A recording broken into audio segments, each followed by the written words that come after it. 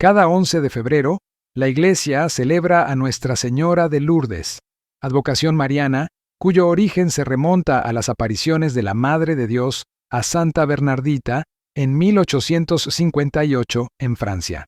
Los encuentros de Bernadette, Santa Bernardita, con la Virgen María se produjeron en la gruta de Massabielle, a orillas del río Gave de Pau, en las afueras de Lourdes, un pueblo ubicado en las estribaciones de los Pirineos. En una de esas apariciones, la Madre de Dios le comunicó a Bernardita que el camino que el Señor tenía reservado para ella sería difícil, lleno de cruces, pero que a cambio de su fidelidad alcanzaría la gloria del cielo. Y es que el corazón de quienes aman de veras muchas veces requiere ser purificado mediante el dolor o la enfermedad. No te prometo hacerte feliz en este mundo, sino en el próximo, le dijo María a Bernardita. A ti suspiramos, gimiendo y llorando en este valle de lágrimas. Las palabras de la Virgen a Santa Bernardita recuerdan un aspecto fundamental de toda existencia humana, su fragilidad, pero, justamente, al mismo tiempo, van confirmando una promesa. La Madre de Dios estará siempre al lado de sus hijos, acompañando, asistiendo, de la misma manera como estuvo al lado de su Hijo en la hora del dolor. Con ellas, Nuestra Señora de Lourdes le dice a cada uno de sus devotos que jamás estará solo, menos aún en la enfermedad. Nuestra Señora ha de recordarnos siempre que debemos confiar en las promesas de Cristo y que solo en Él encontraremos alivio verdadero mientras creceremos en paciencia, esperanza y amor. Inicio de las apariciones. La Virgen Santísima se apareció repetidas veces a María Bernarda Soubirous, Santa Bernardita, Lourdes, 7 de enero de 1844, Nevers, 16 de abril de 1879, una humilde niña francesa de 14 años. En total fueron testimoniadas 18 apariciones, entre el 11 de febrero y el 16 de julio de 1858. Era el 11 de febrero de 1858 cuando Bernardita, su hermana y otra niña iban al campo a buscar leña seca. Para llegar al lugar adecuado, cerca de una gruta, tenían que cruzar un arroyo. Bernardita se demoró un poco en hacerlo porque temía al agua fría. Mientras se sacaba los zapatos, escuchó de pronto un ruido fuerte proveniente de la gruta cercana. Entonces, se acercó a ver lo que sucedía, y cuando estuvo frente a la gruta, vio la figura de una mujer envuelta en una luz resplandeciente que iluminaba la roca. La mujer estaba vestida con un traje blanco, una cinta azul en la cintura, un largo velo y 2 rosas doradas sobre los pies. Era la Virgen María. En sus bellas manos portaba un largo rosario blanco y dorado. Bernardita, sobrecogida por lo que veía, se puso a rezar el Santo Rosario. Unos instantes después, un poco más calmada, se percató de que la mujer de blanco la estaba acompañando en la oración. Luego, la señora, como la llamó en ese momento, desapareció, orando con la Madre por los pecadores.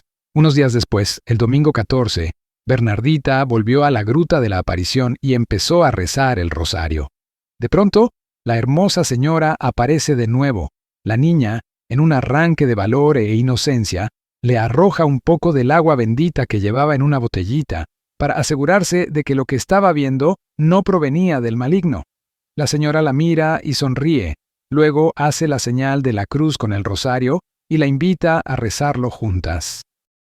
El jueves 18, ambas se vuelven a encontrar. La mujer le pide a Bernardita que vuelva por los siguientes 15 días a la gruta. La niña le promete que lo hará sin dudar y la mujer le responde con otra promesa: el cielo. Bernardita será dichosa en la vida futura.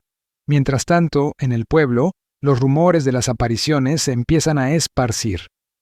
El 19 de febrero, Bernardita regresa al lugar con una vela encendida, bendecida previamente, de allí la costumbre de ir con velas y encenderlas frente a la gruta de Lourdes.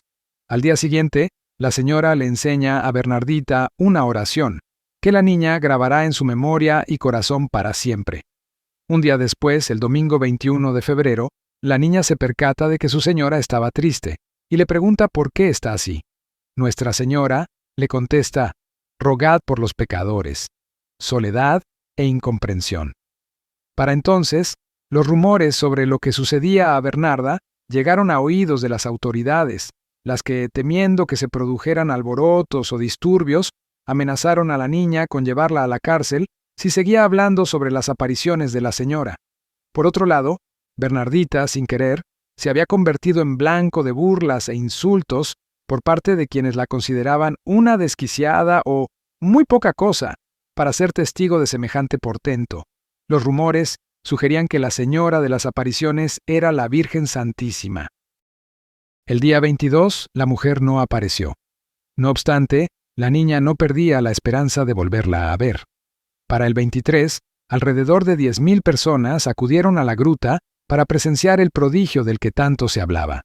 La mujer se apareció de nuevo a Bernardita y le pidió que comunicara a las autoridades eclesiásticas su deseo de que se eleve un santuario en el lugar, a donde los peregrinos y penitentes pudiesen acudir a rezar y buscar el perdón de Dios.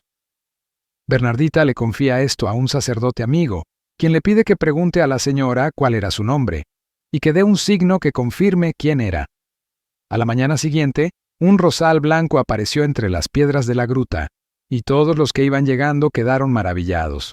Penitencia. El día 24, la pequeña Bernarda le cuenta todo lo sucedido a la señora, quien le volvió a sonreír.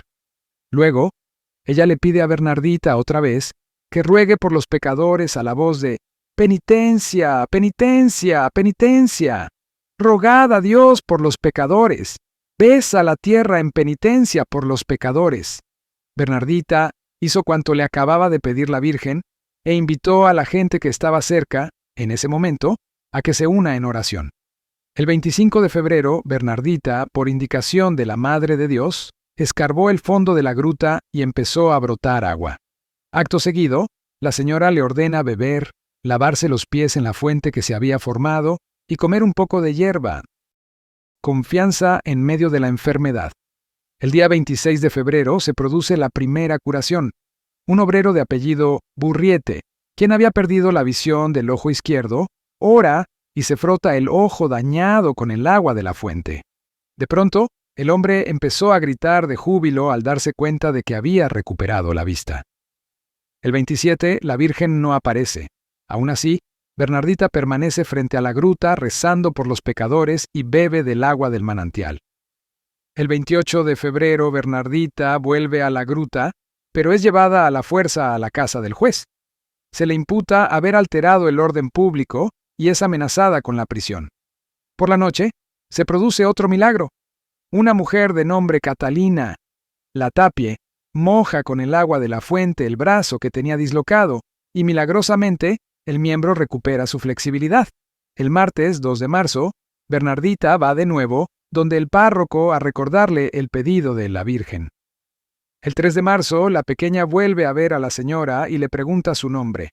La mujer solo sonríe. Ese mismo día, una madre lleva en brazos a su hijo enfermo, quien se debatía entre la vida y la muerte. Luego, lo introduce en las frías aguas de la fuente, y tras unas horas el niño empieza a respirar mejor y se le ve repuesto. Un grupo de médicos certificaría más tarde que no había explicación para dicha curación. Posteriormente, este hecho sería catalogado como milagro de primer orden. Hacer silencio para escuchar la voz de Dios. El 4 de marzo, al finalizar los 15 días, la señora se presenta de nuevo, pero permanece en silencio. Poco después de 2 semanas, el 25 de marzo, la mujer vestida de blanco volvió a aparecerse a Bernardita. Entonces, frente a la niña, levantó los ojos al cielo, juntó las manos en actitud orante y dijo: «Soy la Inmaculada Concepción». Era la primera vez que la señora hablaba de sí misma de esa manera. En cuanto pudo, Bernardita le contó lo sucedido al párroco, quien quedó conmocionado ante tamaña revelación. 4 años antes, se había proclamado el dogma de la Inmaculada Concepción, 1854, y con toda seguridad, nadie entre la gente se había enterado. Meses más tarde, el 16 de julio, se produjo la última aparición. Bernardita sintió que la Madre de Dios, la Inmaculada Concepción, la llamaba y acudió a su encuentro. Al llegar a la gruta, vio que había sido colocada una valla alrededor y que no se podía pasar. Un segundo después, estando todavía frente a la gruta, pudo ver a la Madre de Dios. Me pareció que estaba delante de la gruta, a la misma distancia que las otras veces. No veía más que a la Virgen. Jamás la había visto tan bella, dijo posteriormente la santa. Esa fue la última vez que madre e hija se encontraron en aquel lugar, a los pies de la Inmaculada. Muchos consideran que la aparición de Nuestra Señora de Lourdes es un agradecimiento del cielo por el dogma de la Inmaculada Concepción y una exaltación de las virtudes de la pobreza y la humildad encarnadas en la pequeña Bernardita. Definitivamente hay mucho de eso. Asimismo, vale recordar que el mensaje de Lourdes es un llamado a aceptar la cruz, puerta de vida eterna, en cada una de nuestras vidas. Las apariciones de la Virgen de Lourdes son una invitación amorosa a la oración, especialmente del Santo Rosario, así como a la penitencia, a realizar obras de misericordia y ayudar a los pecadores y enfermos. La Iglesia Católica también celebra a Santa Sotera, virgen y mártir en la Vía Apia, joven, de familia noble pero de espíritu humilde, dedicada a obras de caridad. Es arrestada en el 304 durante las persecuciones desencadenadas por Diocleciano. Abofeteada por los torturadores, muestra con valentía el rostro que es golpeado ferozmente. Negándose a rechazar la fe, es decapitada. San Gregorio II, Papa, San Gregorio II, Papa, Basílica de San Pablo, extramuros. Papa de 715 a 731. San Gregorio II es recordado sobre todo por la evangelización de los pueblos nórdicos. Logró que los pueblos germánicos volvieran a estar en comunión con Roma en lugar de estar sometidos al imperio oriental. Defensor del culto de las imágenes y de las artes sagradas. San Pascual I, Papa, San Pascual I, Papa, Basílica de San Pablo, extramuros. Abad de la Basílica de San Esteban, Pascual, primero fue el primer papa en promover las misiones en los países escandinavos de 817 a 824. Fue defensor de innovadoras actividades sociales. Para facilitar la veneración popular de los mártires, trasladó sus reliquias de las catacumbas a las iglesias de Roma,